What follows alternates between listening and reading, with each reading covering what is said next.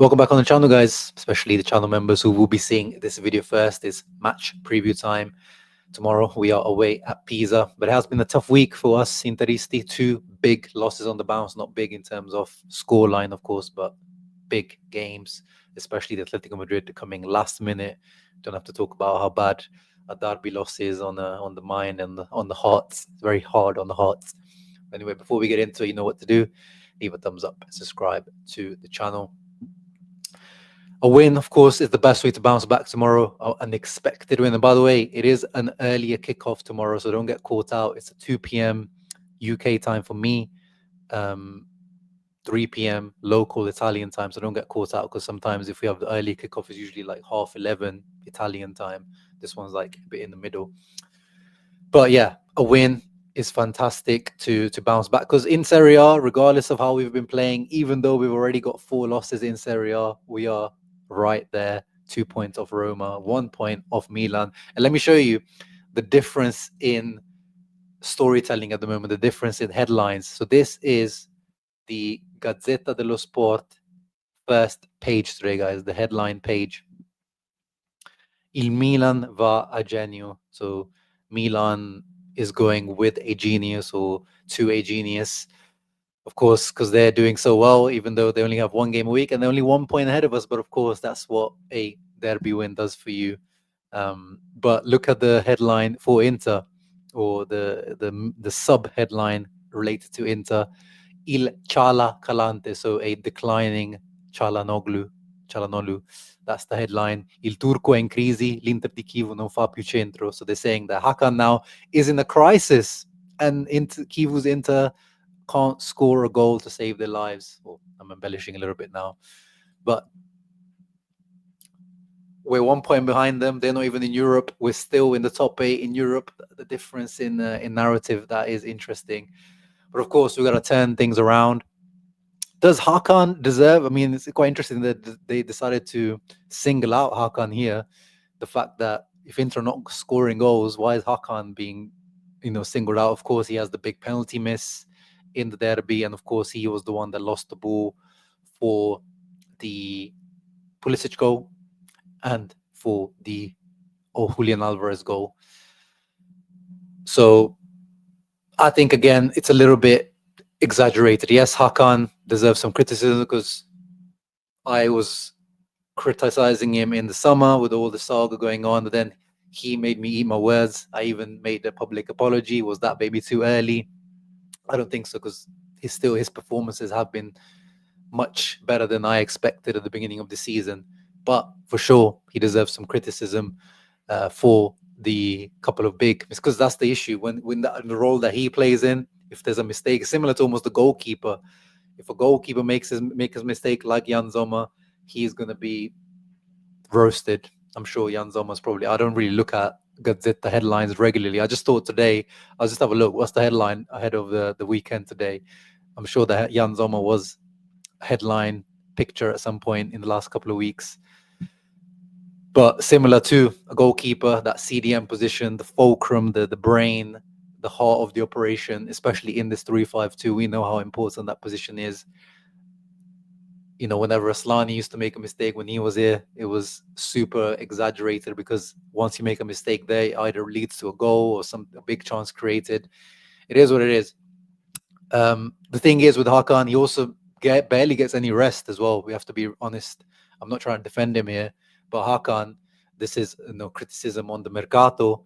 Plus, I think Kivu thought that he could change Zielinski's mind, because he did allude a few times that Zielinski could play as a vice Hakan if he really set his own mind to it, which we know he keeps kind of reiterating, and behind closed doors clearly as well to Kivu that he doesn't want to play there. So because of that, Hakan keeps having to play for, not just for Inter, for Turkey as well. He's unmovable, the captain of the Turkish national team. But of course, he will bounce back. I have faith that he will bounce back. And, I think it's always going to be part of his game now. He's not really a natural CDM. I don't think that's his natural game. He's been converted into that. It should be his bread and butter now. But he's all, he is an offensive player minded first, He's definitely good at the defensive side of things, better than any of our other midfielders for sure. But is he always going to have? I don't think he's ever going to really have that defensive mindset of, making sure that he's defensively sound first.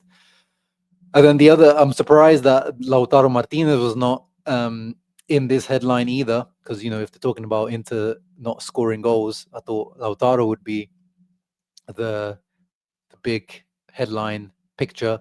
He's been receiving a lot of criticism this week from not just the media, actually not too much from the media, from what I've seen, mainly from fans. This is probably the first time that I've seen the majority of the Interista fan base starting to turn on Lautaro, because he is one guy that he really has to do something wrong for the fan base to turn on him, because of his, and quite rightly, because of his behavior. He's always giving his all. He's always working hard. He's always putting his heart on the sleeve. You can never criticize Lautaro for that. But now, because of the lengthy lack of form from Lautaro, and I'm not just talking about goals. Again, with Lautaro, often I always talk about when he's not just about goals, it's the whole overall game.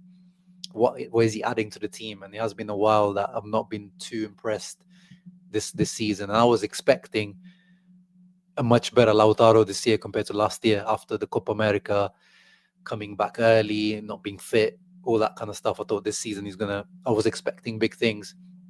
But similar to Hakan, he is predicted to start tomorrow, guys. Let's get into the predicted lineups.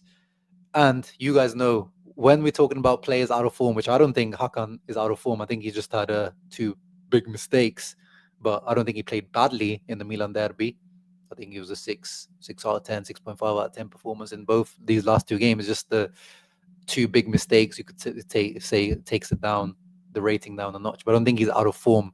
Lautaro Martinez, in my opinion, is out of form. And on this channel, what do I always say? What I've always noticed in the world of football, when a top class player, and I'm not going to let anyone say to me that Lautaro Martinez is not a top class player, because he is. When a top class player is out of form, we've seen it over the years. When Barella's been out of form, when Hakan has been out of form, when anyone in this team has been out of form, when it's a top class player, they usually, the only way they come out of this bad form is by playing. And by the looks of it, this is how Kiva was approaching it as well. He did come off early in the Atletico Madrid game, so it's not like he's coming back off multiple 90-minute games. He also got subbed off in the derby, so that makes sense. Although I must say, the pressure is on Lautaro in terms of Boni. Every time he comes on, every time he starts now, apart from the Napoli game, I don't think Boni's had one bad game for Inter, and apart from the Napoli one, that was the only, I think, stinker that Boni has had. So he's got pressure there from Anjo and Boni. Esposito as well. I mean, recently maybe he's not as good as the start of his season, like his cameo against Atletico, but as well, he's got 2 guys at least now that, we can start putting conversations in that, okay, or having the argument that should he be starting when someone like Boni is in really good form. But at the moment, because he is captain, I'm sure it's going to be very hard for Kivu to take him out of the starting 11. And against Pisa as well, you'd hope this is, he gets made fun of for being Salernitana man or Crotone man, some of those names that he's been given over the years. So maybe Pisa is that kind of game where he can help him stat pad 1 or 2 goals to get his confidence back. But I still wouldn't give him a penalty. I still want Hakan to stay on penalties. I don't want that one penalty miss from Hakan to think Lautaro, because I know he is one of those guys that, regardless of what his penalty record is, he's always ready to take penalties or wanting to take penalties. But I want Hakan to stay on penalties. The big news is, of course, as you can see, Luis Henrique to start tomorrow, and that is from both Sky Sport Italia and Gazzetta dello Sport. Both have the exact same predicted 11 lineups. Now, Luis Henrique, this is your opportunity to step up. When he came on against Atletico Madrid, that was not a good cameo. There was one opportunity. He had 1v1 against Nico Gonzalez, who is not even a wing back. Well, Simeone is trying to convert him into a wing back, but by trade he's a winger, attacking player. And the fact that Luis Henrique, fresh legs, coming on, trying to help in to get the win at the time, couldn't even take him on, or he tried to take him on and couldn't even beat him. That is the big issue I have with Luis Enrique at the moment. He's not doing what he's actually supposed to be doing. I wouldn't mind if he's made some few defensive mistakes, or bad reading of the game, defensive IQ, because that's what actually I would expect from him, to have those deficiencies. But he's playing so safe. He's playing such a plain, basic game, that because he's so afraid, he has zero confidence at the moment, that he's not showing the attributes and characteristics that Inter have signed him for. So today or tomorrow, Luis Enrique, I think we're talking, I know it's already, we're just getting into December now, but to me, it really is becoming last chance saloon, because you've seen that Kiev was very little trust in him. He's preferred to play an out of position Carlos Augusto on that side, which we have seen is not good enough. So I think he does deserve a chance for sure. It is going to be tough out there, because this Pisa team is not an easy team to play. They're very tough. Gilardino is a coach that I rate. He makes his team work very hard off the ball. They're very physical. They will go and push and make it a physical battle, 1v1 in some places, and of course sit back and try to counterattack. So it's not going to be an easy game for Luis Enrique, but we need to see something, brother. Irmão, we need something from you tomorrow. Apart from that, pretty happy with the lineup. I mean, Zoma continues in goal. That's also a big talking point, ongoing talking point. Acerbi returns to the middle. This is where maybe I have my disagreement, because if we are likely to be playing dominating possession, playing higher line, I think I would like to see Akanji continue in the middle with Bisek on the right. But apart from that, I'm happy with this lineup, and I'm happy that Sucic is starting. You could give confidence to Zielinski to start back-to-back games again. I would like to see whoever is chosen to be the Mkhitaryan replacement to be given at least 3 or 4 games in a row. But at the moment, it seems like Kiev was kind of 50-50 between Zielinski and Sucic. By the way, Mkhitaryan is back in training this week, and he might be on the bench tomorrow, but he's not going to be fit enough to start. But Mkhitaryan haters, brace yourself for Mkhitaryan returning to the starting lineup as soon as he is fully fit.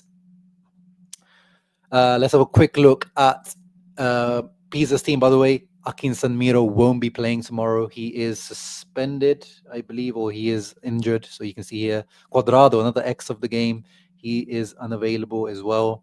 They've got quite a few injuries, actually. Players to watch out for. You guys will remember Mbala Nzola over the years when he was at Spezia, gave us some problems. He's a very physical striker. This guy, Toure, he's an absolute beast on the right. I'm actually kind of worried about the matchup against Di Marco on that side. This guy's an absolute beast. Scored a great goal, headed goal a week or so ago. So I'm very worried about him in the air and his physicality on that side. But apart from that, not really a team to write home about. I know Diba Lexa picked Angori as her player to watch out for in this team, is a decent wing back to watch out for, young Italian. But yeah, we should be winning this game quite comfortably. What is your prediction, guys? Let's end it on that. I think we are going to bounce back. Maybe we can see the silly goal, but I'm going to go for a confident 2-1 or 3-1 victory away at Spezia, and I'll be very, very happy with that result. Let's have a quick look what the other teams are doing this round. So Juve at home to Cagliari, Milan, Lazio, maybe they can drop some points there. And this is the one where we see what Roma are really made of. Are they the real deal, or are they just a flash in the pan at the moment? So hopefully they can take some points off each other. Thank you for watching, guys. Drop down your predictions down below and your thoughts on everything Hakan, Lautaro situation. See you for the post-match reaction tomorrow. Ciao ragazzi. Always forza.